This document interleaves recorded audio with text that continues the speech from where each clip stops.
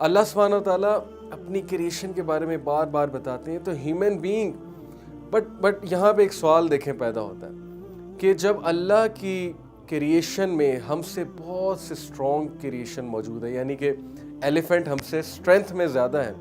اسی طرح جو میں نے آپ کو ایگل کی ویژن بتائی وہ ہماری ویژن سے زیادہ ہے، اسی طرح جو ایلیفنٹ کی اسمیل والی جو میں نے آپ کو ایک ایبیلٹی بتائی ہے وہ ہم سے زیادہ ہے. Then why human being is superior? تو پھر ہیومن بینگ اشرف المخلوقات کیوں ہے؟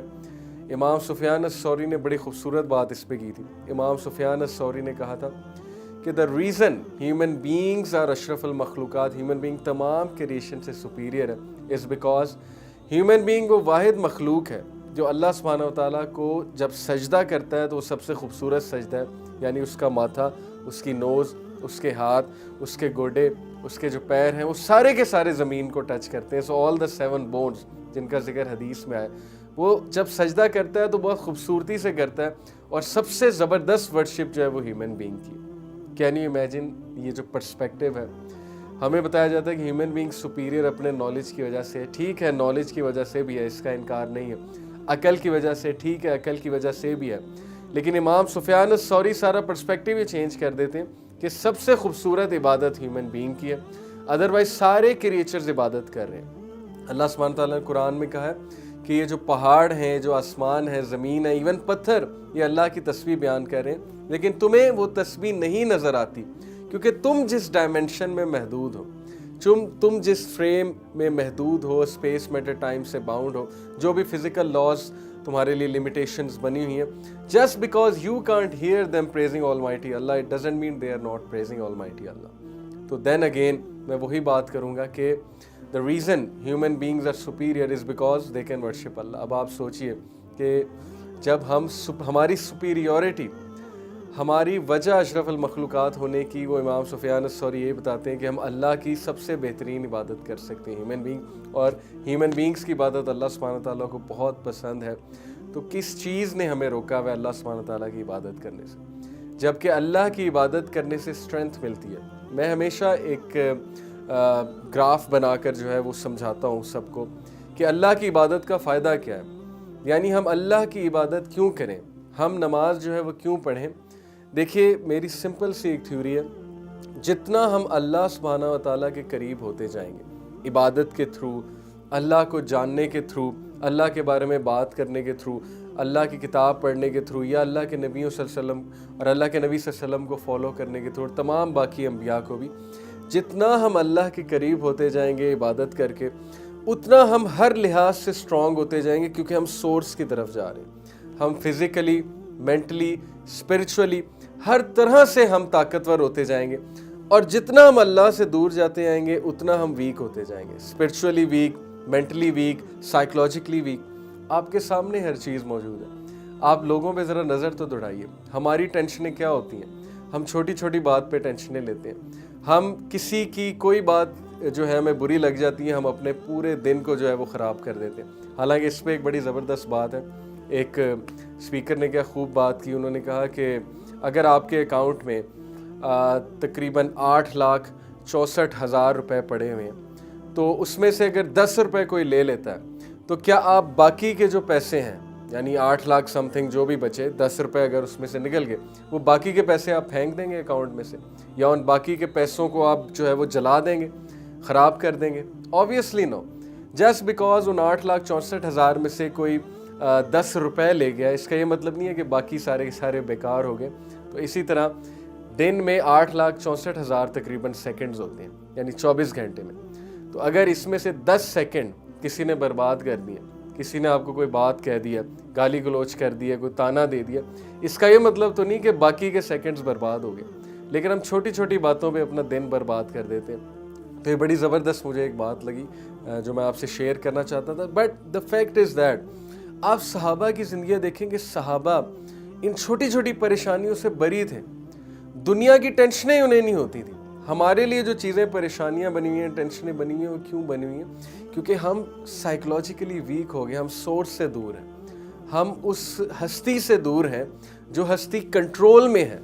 آپ خود سوچیں، جس کے کنٹرول میں لوگوں کے دل ہیں، جس کے کنٹرول میں کائنات کا نظام ہے، جس کے کنٹرول میں رزق ہے، آپ کو پتہ ہے کہ نبی اکرم صلی اللہ علیہ وسلم نے فرمایا کہ اللہ کے جو ہاتھ ہیں، اللہ کے ہاتھ ہیں بائی دا وے، اب وہ کیسے ہیں واللہ عالم، فلیش بونز جس طرح ہمارے ہیں اس طرح ہم امیجن نہیں کر سکتے، بٹ اللہ کے ہاتھ ہیں، کیسے ہیں واللہ عالم۔ اللہ کا جو رائٹ ہینڈ ہے وہ ایکسٹینڈ ہوا ہے، اور اس میں سے جب سے کائنات بنی ہے تب سے لے کے قیامت تک رزق نکل رہا